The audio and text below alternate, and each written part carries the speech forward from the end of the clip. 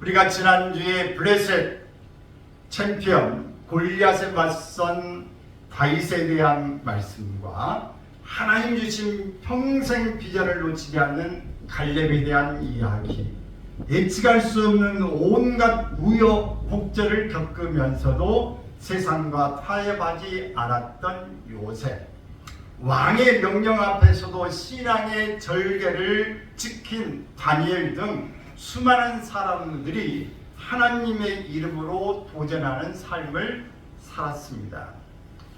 이렇게 하나님 앞에 믿음을 가지고 도전하는 사람으로 인하여 역사는 새롭게 바뀌어져 왔습니다. 수많은 과학자들이 이 상태보다 더 좋아진 건 없을까? 어떻게 하면 새로운 것을 만들어 볼까? 이런 생각 속에서 모든 새로운 도구들이 만들어졌고 새로운 문화가 이루어지게 되어진 것입니다. 무모한 도전이 주는 감동이 우리가 평상시에 생각만 하고 실천하지 못했기 때문에 그것을 보면 대리 만족을 느끼고 환호를 보내고 갈채를 보내게 되어집니다. 사도 바울 역시 우리에게 도전하는 믿음을 보여줍니다. 그는 죽는 날까지 그리스도 예수께 잡혀받은 그것을 잡으려고 끊임없이 달려가는 삶을 보여주었습니다. 빌립보서 3장 12절에 보면 내가 이미 얻었다함도 아니요 온전히 이루었다함도 아니라 오직 내가 그리스도 예수께 잡힌받은 그것을 잡으려고 달려간다 라고 말했어요. 또한 뒤에 있는 것은 잊어버리고 앞에 있는 것을 잡으려고 표대를 향해 나아가고 있는 내 삶이다 그랬어요. 사도 바울은 한순간도 안주하지 않았습니다.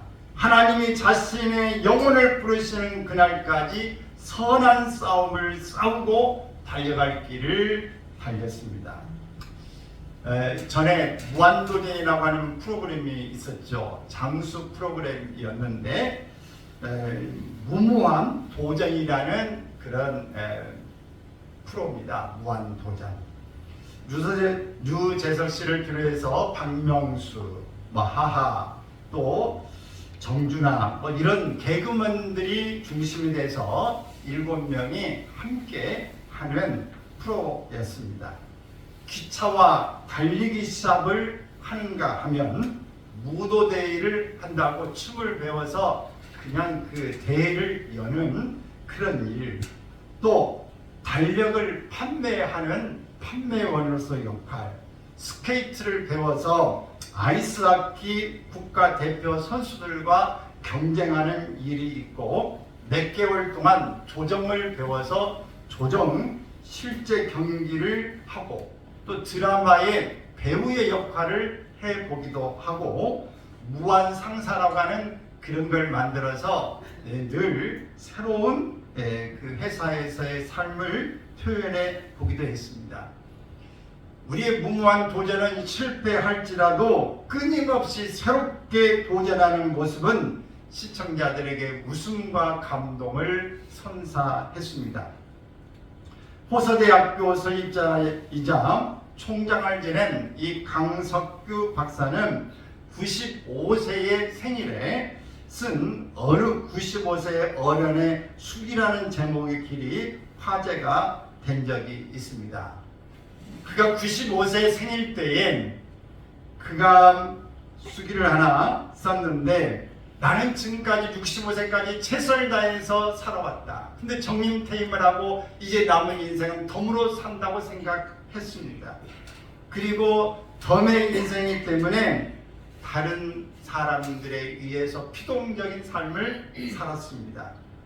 그리고 95세가 되는 날 그는 내가 30년을 덧없이 살았구나 생각하면서 이제 내가 지금까지 덧없는 삶을 후회하게 되어지는데 앞으로 내가 10년이 지난 105세가 될 때까지 나는 어학 공부를 해보겠다 목표를 세웠습니다.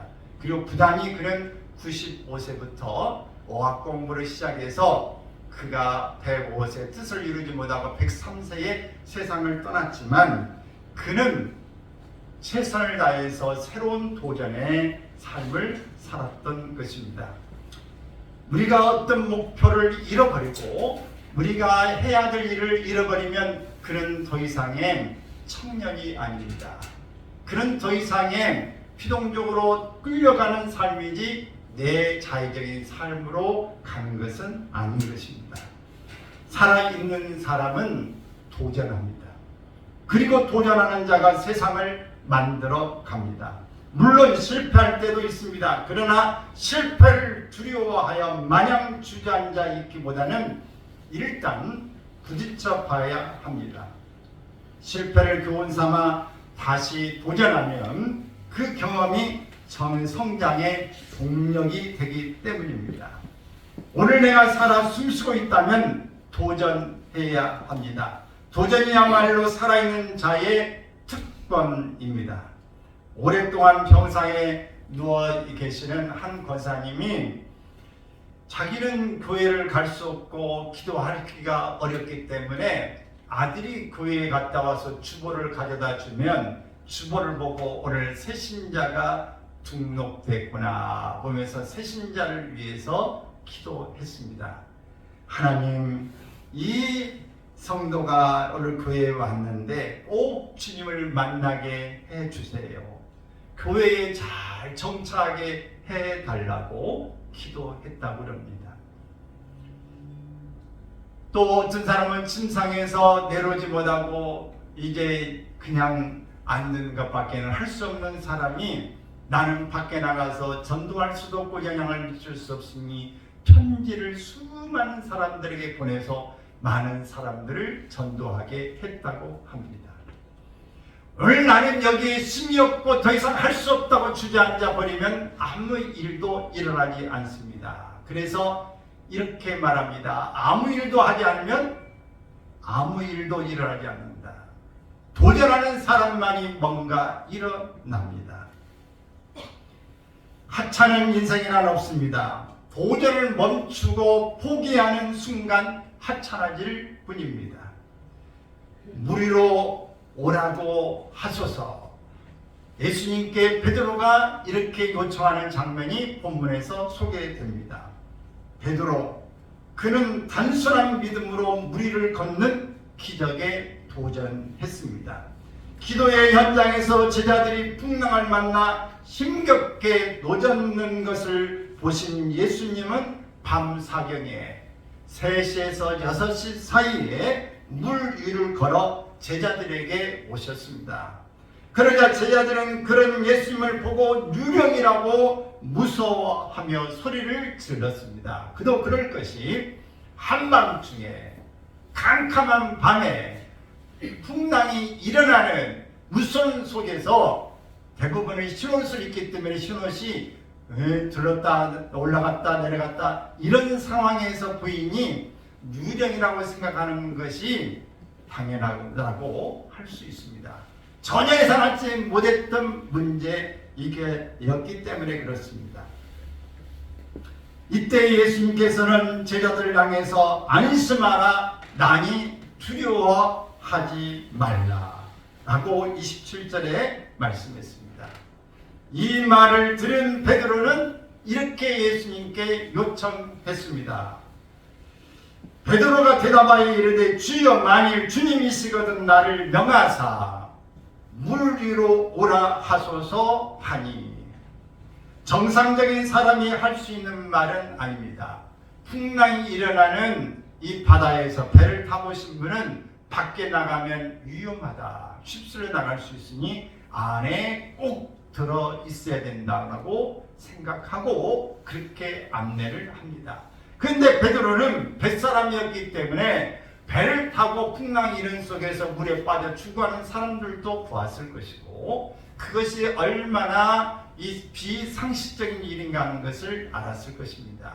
그런데 그는 예수님께 이런 요청을 한 것입니다.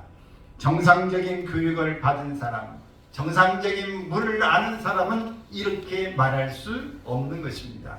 그런데 베드로는 이런 상식을 뛰어넘어서 비상식적인 말을 하게 되어집니다.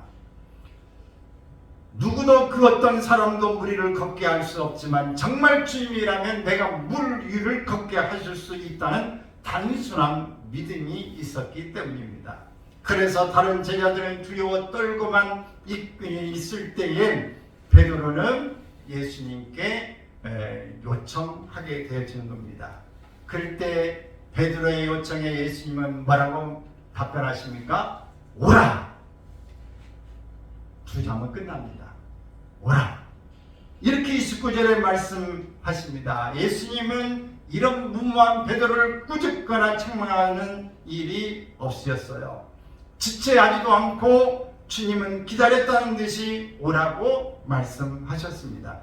그런데 오라는 주님의 음성을 듣지 않고 잘못된 믿음으로 물속에 뛰어들었다가 아직까지 나오지 못한 사람들이 있어요.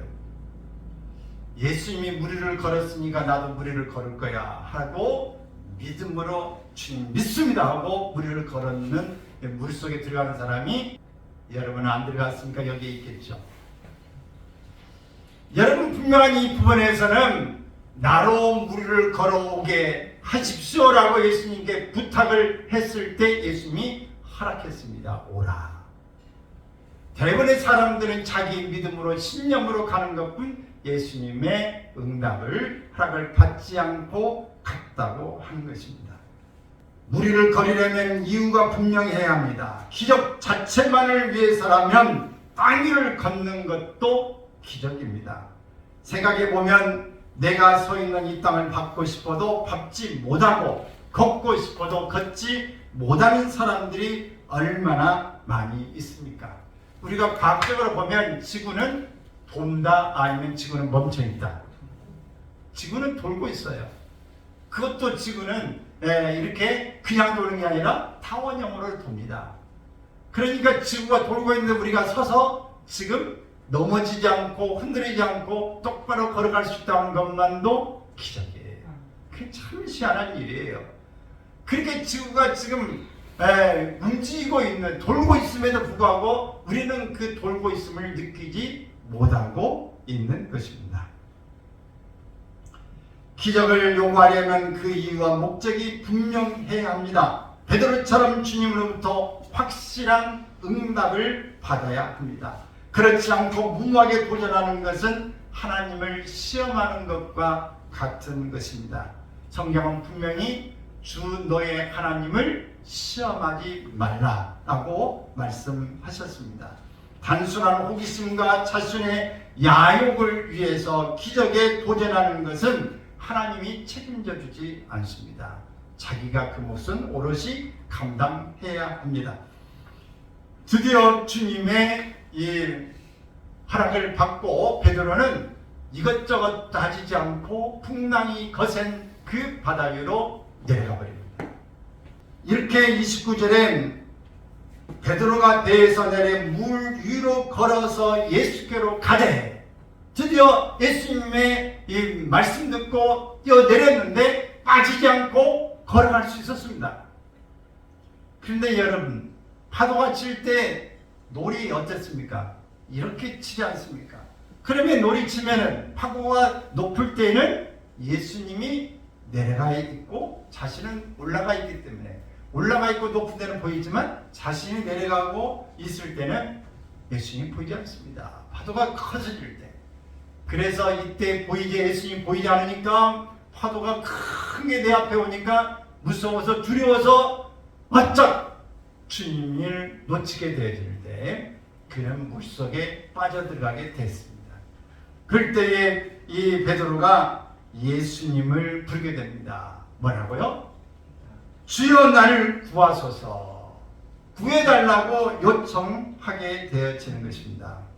그때 예수님께서 건져주시는 일이 생겨나죠. 여러분, 이 베드로는 물 위를 조금이라도 걸었을까요? 못 걸었을까요? 걸었어요. 지금까지 물 위를 걸은 사람은 예수님 빼고 있을까요? 없을까요? 최초로 베드로만이 걸을 수 있었습니다. 여러분 무모한 도전이지만 이렇게 도전하는 사람은 최초의 무언가를 얻을 수 있는 주인공이 되어지는 것입니다. 근데 베드로가 이렇게 무리를 걸었는데 끝까지 예수님 앞으로 가서 예수님과 함께 배로 돌아오지 못하고 물에 빠졌다고 하는 사실은 오늘 우리가 물에 빠졌을 때 그 예수님을 바라보는 시선이 고정되지 못했다는 것입니다. 우리는 어떤 상황에서도 주님을 바라보는 시선이 우리가 놓쳐지지 않기를 바랍니다. 우리 복음성가에 보면은 그 시선이라고 하는 그 노래가 있어요. 근데 이 시선 같이 한번 읽어볼까요? 내게로부터 눈을 들어 주를 보기 시작할 때 주의 일을 보겠네. 내 작은 마음 돌이키사 하늘에 꿈꾸게 하네. 주님을 볼 때 모든 시선을 주님께 드리고 살아계신 하나님을 느낄 때 내 삶은 주의 역사가 되고 하나님이 일하기 시작하네. 참 이 가사 시선이라고 하는 것인데요, 우리는 이 주님을 바라보는 시선을 놓치게 되면은 다른 생각이 들어요. 얼마든지 우리에게 있어서 생각을 놓쳐버리게 되어집니다. 우리가 앞에 가고 꼬린 지점할 때는 오롯이 그 꼬린 지점을 향해서 가야 하는 것이고, 정밀하게 어떤 일을 해야 될 때는 집중해서 그것만 봐야 합니다. 그런데 우리가 조금 여유가 있고 하면 뭐다가 딴 생각나고 앞에 가다가 누가 부르면 옆에 보면은 이 코스를 놓치게 되면서 그 목표에 제대로 이르지 못하게 되어지는 것이에요. 사단은 오늘 주님을 집중적으로 바라보지 못하도록 시선을 자꾸 분산시킵니다. 유혹하게 되어집니다. 나는 지금 어떤 상황 가운데 있는가, 내 시선은 지금 어디를 향하고 있는가가 더 중요한 것입니다. 기도를 하고 있는데, 기도하는 가운데 여러분 집중하고 계십니까? 하나님 아버지, 우리 아들 하나님 이번 이 과정에 뭐 이렇게 하는데 집에 그릇을 지금 내가 어디다 놨나, 누가 결혼식 한다고 하는데 몇 시더라, 이렇게 기도하고 하나님 앞에 막 하는데 생각은 딴 생각으로 가고 있어요. 여러분도 다 그러시죠? 오롯이 이 기도할 때 집중해서 하나님만 바라보고 갈 수 있다고 한다면 그 기도는 성공이에요. 근데 내버려 안 둬요. 기도를 집중하게 두지 않습니다. 하나님 앞에 기도하고 예수님이 내 기도를 하나님이 들으시고 예수님의 이름으로 내가 기도하고 성령의 이끌림 받아서 온전히 기도하는 그 기도가 능력 있는 기도예요. 근데 그렇게 못 합니다. 오늘 하나님 앞에 기도하는데 내가 누구한테 기도하고 있나? 지금 기도하고 있는데 내가 엉뚱한 말하고 혹시 내가 이 기도 올라오고 내 입에서 다른 말하고 있는 것은 혹시 그런 경험은 없으십니까? 사단은 우리가 기도하는 순간에도 우리의 생각을, 우리의 이 시선을 다른 데로 분산시킵니다. 찬양을 하고 있는데도 다른 데 가고 있어요. 하나님의 말씀을 들은 대로 온갖 잡동사의 생각을 다 하고 있어요. 여러분 그렇잖아요. 지금 여기에 있지만 다 예배 드리는 게 아니에요. 생각은 각각 지금 내가 다 볼 수 없지만 생각은 다 다른 데가 있어요. 여기 집중해 듣는 사람도 있고 순간적으로 딴 데 가서 있다가 지금 온 사람도 있어요. 여기 예배 참석하겠지만 드라마 장면 보고 있는 사람, 게임 같은 사람, 게임 생각하는 사람도 있고 여러 가지 누구 전화통화 있던 사람 생각하고 있는 사람도 있고 여기 지금 가지각색이에요. 언제 약속을 누구고 했더라, 어디를 가야 되더라, 뭐 몇 시에 출발해야 되더라. 지금 여러분의 생각 속에 이런 생각이 왔다 갔다 하는 사람이 있을 거예요. 여러분 하나님 앞에 우리가 시선을 집중하지 않으면 예배가 예배되지 않습니다. 그래서 예배 드리기 전에 준비 기도가 필요한 거예요. 오늘 내가 하나님 앞에 집중적으로 예배하기를 원합니다. 그래서 하나님 미리 준비하고 하나님 내가 예배에 잘 하나님의 말씀으로 받게 하여 주시옵소서. 기도해야 되는 겁니다. 여러분이 기도하기 전에도 기도하는 속에도 오늘 성령님 내 마음과 생각을 집중하여 하나님 앞에 성령에 따라 기도하게 해주십시오라고 기도해야 됩니다. 성경을 읽는데 성경을 소리내 큰 소리 읽지만은 내 머리는 딴 생각하고 있어요. 저도 가끔 그렇게 해요. 지금 눈으로만 보는 게 아니라 소리를 내서 읽는 가운데서도 다른 생각이 들어올 때가 있어요. 이렇게 하나님 우리의 생각과 시선을 주님 앞에 고정하지 못하게 하는 것입니다. 이게 누구의 술책이에요? 사단의 술책입니다. 우리는 이런 사단의 술책을 가지면서도 마치 나는 누가 아무도 안 보니까 당연한 것처럼, 나는 잘 예배 드린 것처럼, 나는 기도 열심히 했던 것처럼, 나는 찬송을 잘했던 것처럼, 나는 지금 주의를 잘한 것처럼 착각할 수 있어요. 물론 그렇게 못한 사람들이 있기 때문에 나는 지금 사단의 공격 가운데 이런 모습이 있다고 하는 것을 우리가 인정하고, 완전하지 않지만 그래도 하나님 앞에 온전히 나아가기를 원합니다. 이런 고백이 있기를 바랍니다. 베드로는 용기 백배하고 다른 제자들과는 다른 모습으로 주님 앞에 구하고 믿음으로 무리를 걸어갔어요. 그러나 그도 인간인지라 이 시선을 주님 앞에 보고 가지만 세상적인 풍랑 이런 걸 보면서 두려움 속에서 그는 주님을 놓친 것입니다. 우리가 이 삶을 살면서 믿음으로 살고 기도하고 말씀으로 살고 이것저것 정말 주님 뜻대로 살고 싶다고 애를 쓰고 외쳐보지만은 우리는 너무나 많은 부분에 풍랑, 경랑 속에 살고 있습니다. 이런 소리 저런 소리 이런저런 감정들이 우리에게 휩싸여지면서 파고를 계속 넘어가고 있는 것입니다. 그러면서 순간순간 주님을 놓쳐버리고 마는 것이에요. 여러분, 오늘 우리가 이런 어리석은 일에 빠져들지 않기를 바랍니다. 한 번 실수한 사람은 뭐하기 쉬워요? 두 번 실수하기 쉬워요. 두 번 실수한 사람은 세 번 실수하기 쉬워요. 단호하게 이걸 바꾸겠다고 말씀하지 각오하고 부단히 애쓰지 않으면 계속 그 부분에 넘어지는 것입니다. 그러니까 한 번 실수한 사람은 그 부분 계속해서 넘어지는데, 사단은 그 약점을 알기 때문에 너 이러면 넘어가잖아. 계속해서 그 부분을 걸고 넘어지는 것입니다.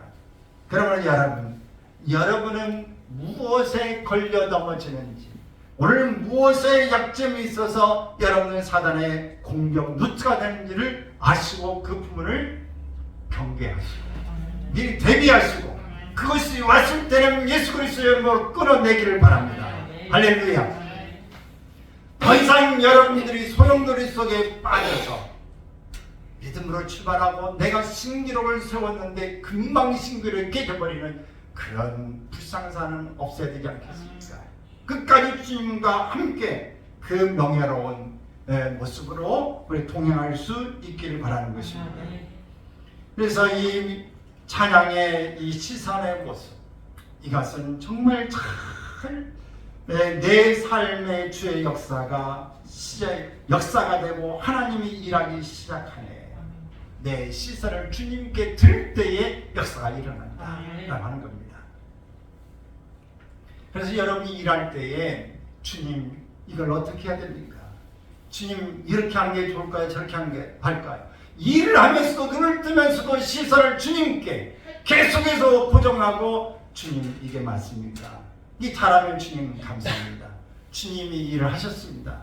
이게 바로 모든 영광을 하나님께, 오직 하나님께 영광을 돌리는 일입니다. 할렐루야.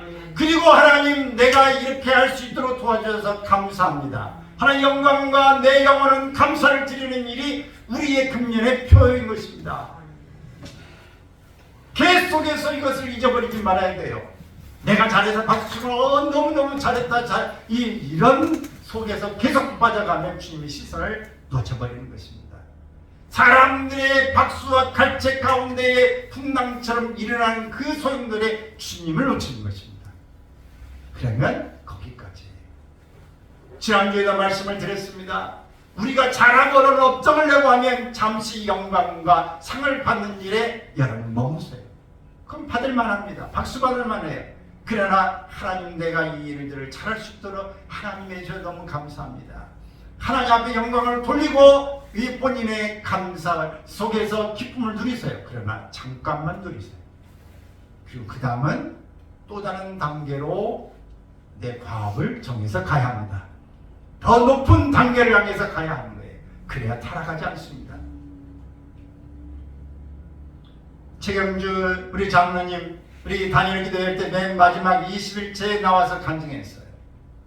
그분이 그 BJ 프로 골프로 이렇게 국내에서는 정말 가장 먼저 시작을 했고, 그래서 미국으로 가게 되어져서 골프를 하고 3년 만에 좋은 성적을 냈어요. 그러고 나서 자신이 교만했다라고 말하잖아요. 제가 그 영상을 쭉 그냥 봤어요. 유튜브에 들어가서 요약해 놓은 것들을 쭉 한번 봤더니 대단하게 많은 부분들의 기록을 세웠더라고요. 그러나 그가 10년 동안 무광이었다.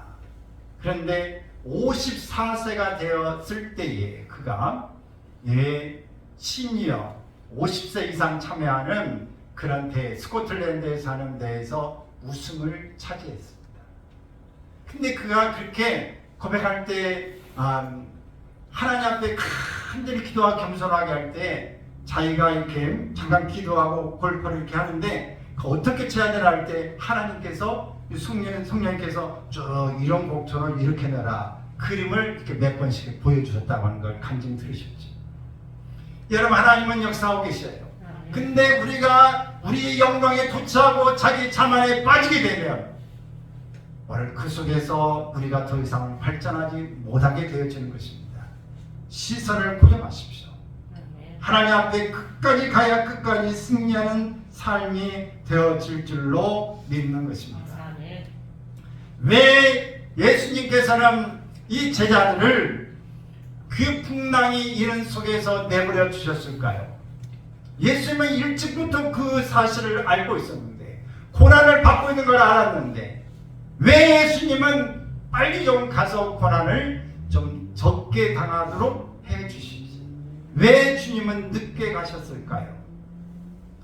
그것은 하나님이 최고의 시간대, 일할 수 있는 시간대, 그 시간이 밤 사경이었다 라는 것을 지난주에도 말씀을 드렸어요.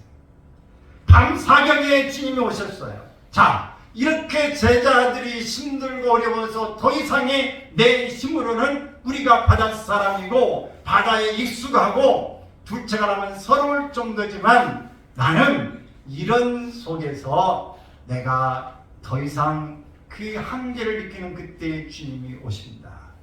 그래서 나의 한계는 하나님의 일하기 시작할 때다. 물속에 빠져들어가던 베드로는 다급하게 외칩니다. 주여 나를 구원하소서. 이때 예수님은 즉시 손을 내밀어 그를 붙잡으시며 믿음이 작은 자여 왜 의심하느냐 책망하셨습니다. 베드로가 물속에 빠진 것은 결국 믿음이 작았기 때문에 그렇습니다.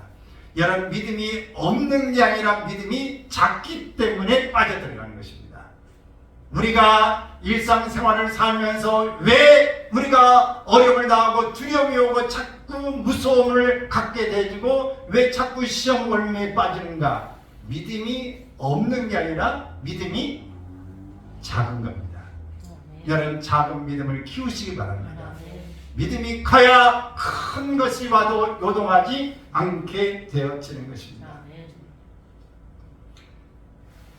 베드로가 물속에 빠진 것, 이 사실을 보면서 예수님이 즉시 건지셔서 예수님이 베드로와 함께 배에 오르시자 바람이 그쳤습니다.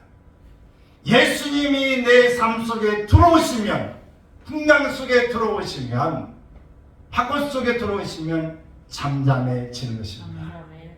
진정으로 오늘 주님께 시선을 고정하고 주님이 오시면, 주님이 말씀하시면 문제가 해결되어집니다.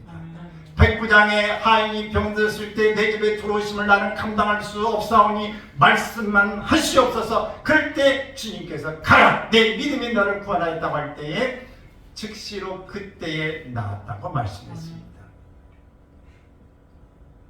또 귀신 들린 그 딸을 위해서 엄마가 와서 간청할 때에 그 개들도 그 상에서 떨어지는 부스를 먹느라고 말할 때 내 믿음이 크다고 말하면서 그 딸을 고쳐주었습니다.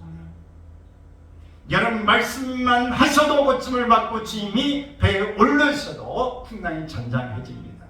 안수하셔도 됩니다. 어떻든 주님께서 말씀을 하시든 눈빛을 보시든 눈빛만 볼 때에 귀신들이 벌벌벌 떨고 떠나갔다고 말씀합니다. 이미 예수님께서 눈을 쳐다보면서 속으로 말씀하셔도 기적은 일어납니다. 어쨌든 모든 일들에 주님이 개입하시면 역사는 일어납니다. 문제는 해결되어집니다. 배에 함께 예수님 오실 때에 바람이 그쳤다고 32절에 말씀하는 것입니다. 이 사실을 보고 배에 있는 사람들이 33절 배에 있는 사람들이 예수께 절하며 이르되 진실로 하나님의 아들로소이다 라고 이야기했습니다. 진실로 하나님의 아들입니다. 예수님이 기적을 행하신 이유는 여기에 있습니다. 바로 제자들이 바로 이 사건을 통해서 예수님이 누구의 아들이다? 하나님의 아들이심을 알게 되었습니다. 빨리 오셨다면 예수님이 제자들이 이런 실감 있는 고백을 하지 않았을 것입니다. 예수님이 왜 늦게 오셨는가? 이 이유는 바로 제자들에게 큰 믿음을 가르치고 이런 하나님의 아들이심을 깨닫게 해주는 사건을 만들기 위한 것입니다. 그러므로 여러분, 우리가 주님이 우리의 고난의 삶 속에 왜 늦게 들어오시는가? 이 일은 더 하나님이 우리의 믿음을 키워주시고 확신 있게 하기 위한 것입니다. 오늘 여러분의 믿음이 지금 확실하고 주님과의 교제가 친밀하고 하나님 앞에서 여러분이 넉넉하다고 한다면 큰 고난이 여러분 속에서 길지도 않고 오지도 않을 것입니다. 잘 유지되고 있으면 오지 않아요. 그러나 유지되지 않고 큰 사건이 여러분 가운데 오는 것은 여러분 속에 이것이 멀어져 있거나 작아져 있거나 여러분이 흔들리고 있기 때문에 하나님의 표적을 큰 믿음을 여러분에게 주시기 위한 과정이라는 것을 믿으시기 바랍니다. 큰 문제가 있을 때 우리는 큰 책임을 하게 되고 큰 은혜를 받았다고 말하는데 사실 이걸 좀 뒤바꿔 보면 내가 믿음이 적고 내가 이것을 좀 부족했구나 하는 것을 실감할 수 있는 기회가 되시길 바랍니다. 그러므로 우리는 단순한 믿음으로 도전하십시오. 복잡하게 생각하면 안 됩니다. 넘실대는 파도 위로 뛰어내린다고 하는 것은 저는 상상할 수가 없어요. 저는 물속에 들어가면 금방 물 깊이 들어갑니다. 위에보다 물속이 더 좋다고 물속에 가요. 왜? 수영을 잘 못하니까. 내려갑니다. 여러분, 우리가 이 현장에 있습니다 할지라도 오라는 주님의 명령, 우리 있으면 가야 합니다. 근데 주님 오라고지 않았을 때도 오늘 우리는 베드로가 한 것처럼 이런 요청을 할 수 있기를 바랍니다. 주님, 나를 바다 위로 걸으라고 오라고 하십시오. 여러분 도전하시기 바랍니다. 다른 사람이 해보지 않는 일을 여러분이 한번 해보고 싶으면 도전의식을 가지고 있으면 주님 앞에 이렇게 기도하기 바랍니다. 다른 사람이 이렇게 해보지 않으면 하나님, 나는 이런 일을 해보고 싶습니다. 하나님, 나는 이런 정말 많은 사람을 살리고 싶습니다. 어떻게 하면 좋겠습니까? 하나님 허락하시겠습니까? 여러분 이렇게 질문하시기 바랍니다. 하나님, 나는 지금 모든 인류를 위해서 이 지역을 위해서 이런 일을 해보고 싶습니다. 새로운 변화를 일으키고 싶습니다. 하나님, 내가 이 일을 할 수 있도록 도와주십시오. 도전하는 자만 도전 속에서 성과를 낼 수 있습니다. 여러분, 이 일은 가다가 우리는 도전하다 보면 실패하는 일이 성공보다 더 많을 수 있어요. 에디슨은 발명의 왕입니다. 그런데 성공한 것도 어마어마하게 많지만 실패한 것은 이보다도 훨씬 많은 실패를 거듭한 것입니다. 그러므로 계속 가능성을 향해 가다가 결국은 성공하게 됐다고 말합니다. 여러분, 우리가 물 위를 배에서 나오지 않으면 물 위를 걸을 수가 없어요. 우리가 그 속에 갇혀져 있으면 새로운 것들을 할 수 없는 것입니다. 저는 여러분에게 참 부끄러운 고백을 하게 되는데, 제가 참 전도를 못합니다. 제가 참 두려움이 많아요. 또 성령의 충만을 붙잡히면 떨지 않지만은 기도로 하든지 뭐라든지 내면에 두려움이 있습니다. 물론 어떤 기술적인 사용도 있을 수 있지만 오늘 지나온 상처 가운데 내면에 과정들이 있기 때문에 그렇습니다. 그러나 여러분, 나는 이렇기 때문에 못해라고 하면은 아예 못하는 거예요. 그래서 전도하는 것들도 이 두려움이 있고, 이 전도할 때는 하지만은 정말 그냥 늘 평상시에 그 많은 사람 앞에 선포하고 이런 걸 잘 못해요. 그러나 이 최근부터 계속해서 마음속에 전도하는, 영혼을 이제 구원해야 되겠다는 이런 마음들이 계속 생각이 나면서 오늘 어제도 문자를 계속 보내고 친구들한테도 보내고 또 이 직장인 사람들 보내고 오늘 이렇게 나가다가 중단한 사람을 보내고 또 불교 다니는 사람한테도 보내고 영상을 보내고 그러면서 이제 그들을 향해서도 좀 서비스도 하고 그런 일들을 합니다. 그리고 자네가 교회를 나가면 그냥 문자를 주게 돼 성경책을 선물로 해주겠어. 여러분, 오늘 우리가 우리 속에 가만히 갇혀 있으면, 배에서 나가지 않으면 새로운 도전이 없습니다. 여러분, 지금 하고 있는 가운데 나는 이래라고 하면 여러분 그런 사람밖에 안 돼요. 그 속에서 뛰어내리기를 바랍니다. 배에서 빠져나와야 무리를 걸을 수 있습니다. 나오지 않고는 걷는 법이 없는 것입니다. 여러분, 새롭게 도전하시기를 축원합니다. 그래서 여러분 속에서 내가 다른 사람이 생각하는 그 생각의 범주를 빠져나오기를 바라요. 우리는 내 자신을 사는 게 아니라 어쩌면 내 자신대로 살지 못하고 피동적으로 사는 삶을 살고 있는 경우가 많습니다. 왜? 내가 나대로 사는 것은 지금 내 생각과 느낌을 가지고 가는 대로 가는 건데, 성령이 인도하는 대로 가야 맞는 건데, 사람들은 이렇게 생각해. 남자는 울면 안 돼. 남자는 이렇게 걸어야 돼. 이렇게 하는 것이 우리 가운데에 지금 객관화되어져 있어요. 가장은 이렇게 해야 돼. 장남은 이렇게 해야 돼. 우리가 이 길을 갈 때는 이렇게 해야 돼. 생각은 이렇게 해야 돼. 밥 먹을 때는 이렇게 먹어야 돼. 모든 님들의 고정관념의 세상에 오늘 이 개념을 가지고 그 속에서 빠져나오지 못하는 삶을 살고 있는데, 그래서 나는 그 규율 속에서 빠져나오지 못하고 삽니다. 새로운 걸 만들지 못해요. 반찬도 이렇게 나는 배워서 이렇게 만들어야 돼. 이 속에 오면 새로운 반찬 못 만들어요. 그렇지만 이렇게 반찬 만들지만 오늘 어떻게 하면 더 맛있게 만들 수 있을까? 이거 가지고 다양하게 어떻게 다른 건 만들 수 없을까라고 생각할 때에 새로운 작품이 나오는 거예요. 여러분, 오늘 우리가 하나님 안에서 말씀 안에서 벗어나지 않는 한 여러분들이 새로운 것에 도전할 수 있기를 바라고 새로운 틀을 깨시기 바랍니다. 고정관념을 깨야 새로운 게 나오는 거예요. 여러분 울타리에서 빠져나오길 바랍니다. 그래야 새로운 여러분으로 발돋움할 수 있게 되어지는 것이고 한층 높이 올라갈 줄로 믿습니다. 할렐루야. 오늘 우리는 단순한 믿음으로 도전하십시오. 그러면 반드시 여러분에게 도전자로서의 승리, 성취감이 또 기쁨이, 즐거움이 넘칠 줄로 믿습니다.